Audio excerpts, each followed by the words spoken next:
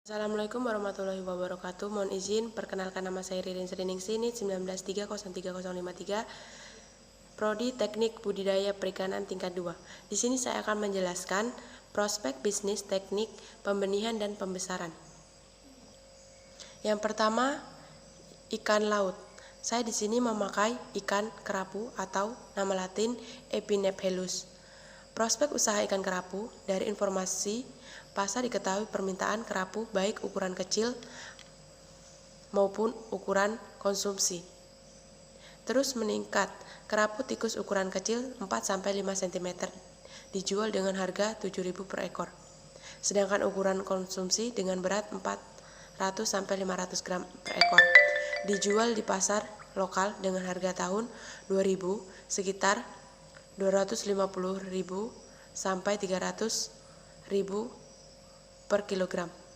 Bahkan untuk pasar ekspor seperti Hong Kong, Taiwan, dan Cina, harga kerapu ukuran konsumsi sekitar 50 kg. Yang kedua, pembenihan ikan kerapu. Persyaratan lokasi budidaya, seleksi induk, pemijahan, dan padat penebaran, penanganan telur, penanganan larva, pendederan, dan pemanenan. Yang ketiga, pembesaran ikan kerapu. Persiapan media, penebaran benih, kualitas air, kebutuhan pakan, hama dan penyakit, target produksi, panen pasca panen. Ikan air tawar. Saya di sini menggunakan ikan nila atau nama latin Oreochromis niloticus. Prospek usaha ikan nila. Peluang usaha budidaya ikan air tawar kini semakin banyak dilirik sebagai salah satu peluang bisnis yang menjanjikan seiring dengan meningkatkannya permintaan pasar akan produk perikanan jenis ikan air tawar yang selama ini digemari oleh pelaku UMKM karena dinilai cukup menguntungkan pada ikan nila, ikan lele, dan ikan gurame. Kali ini kita akan membahas khusus mengenal ikan nila. 2. Pembenihan ikan nila. Persiapan kolam, pengeringan, perbaikan pematangan, pengapuran, pemeliharaan induk, pemijahan induk, pemilihan larva, pemanenan. Ketiga, pembesaran ikan nila. Pada tahap pembesaran dilakukan pada saat induk ikan meninggalkan anaknya atau benih setelah penetasan sampai dengan ikan tersebut menjadi dewasa atau ikan tersebut menjadi calon induk dan siap dipanen. Dalam tahap pembesaran ikan nila ada beberapa hal yang perlu dilakukan, yaitu beberapa hal pemeliharaan dan penebaran dan pemilihan dan penebaran benih ikan nila, pemberian pakan atau makanan, pengontrolan pertumbuhan ikan, pengontrolan kualitas air, hama dan penyakit ikan, pemanenan dan pemasaran. Yang C. Udang windu. Nama latinnya Paneus monodon. Proses usaha udang windu. Udang windu merupakan komoditas ekspor. Hingga kini, udang windu masih menjadi dambaan bagi pengusaha tambak karena permintaannya masih cukup tinggi dan tidak pernah surut. Oleh karena itu, banyak petambak yang tidak jerah membudidayakannya meskipun usaha ini sering mengalami fluktuasi atau naik turun. Yang kedua, pembenihan udang windu. Persiapan wadah, penebaran, pemberian pakan, pengelolaan kualitas air.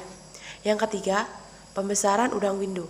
Pilih lokasi usaha pembesaran yang memiliki air bersih dan jenis dengan salinitas 15-35 ppt atau pH 7,5 sampai 8,5, suhu 74 sampai 32 derajat Celcius.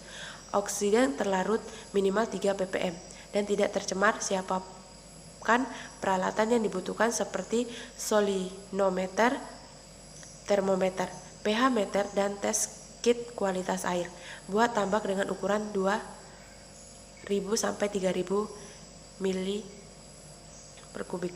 Oleh tanah dasar tambak dengan cara dicangkul, dibalikkan dan dikeringkan. Selanjutnya tambah pupuk kandang 250 gram per meter atau meter per kubik, pupuk urea 5 gram per meter per kubik, dan TSP 5 gram per meter per kubik. Isi tambak dengan air payau setinggi 80 cm, tebar benur 3-5 hari. Kemudian lakukan penebaran dengan kepadatan 10-20 ekor milimeter per kubik. Yang D, udang faname atau nama latin Lithopenaeus faname. Prospek usaha udang faname. Beberapa tahun belakangan ini budidaya udang faname mulai menjamur di Indonesia, sedangkan beberapa sentra di seputar Jawa Barat, Jawa Timur, Sumatera, dan Sulawesi, meskipun sudah mulai banyak orang yang menjalankan usaha budidaya udang faname, peluang dan pasarnya masih sangat besar, mengingat tingginya minat masyarakat pada menu berbahan udang. Udang faname merupakan sumber protein omega 3 dan 6 serta kaya akan kalsium, potasium, dan fosfor. Yang kedua, pembenihan udang faname, persiapan kolam, perawatan induk, perkawinan induk, penetasan, pemeliharaan, dan panen. Ketiga, pembesaran udang faname, persiapan pemeliharaan, pengapuran, pemupukan, penyediaan air, kualitas dan penebaran benur, pengelolaan pakan, hama, dan penyakit. Terakhir, panen. Yang terakhir, E, rumput laut atau nama latin Spinifex littoreus.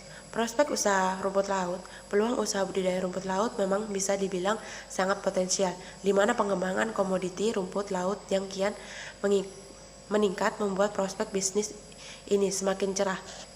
Budidaya rumput laut sendiri memang bukan jenis bisnis baru, namun potensi bisnis ini sangat menjanjikan.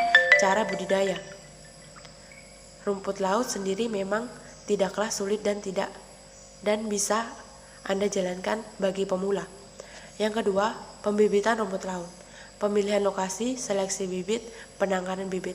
Yang ketiga, pembesaran rumput laut, pemilihan lokasi, distribusi air, konstruksi tambak, penanaman bibit, perawatan dan pemeliharaan, dan panen. Sekian presentasi saya, kurang lebihnya mohon maaf. Wassalamualaikum warahmatullahi wabarakatuh.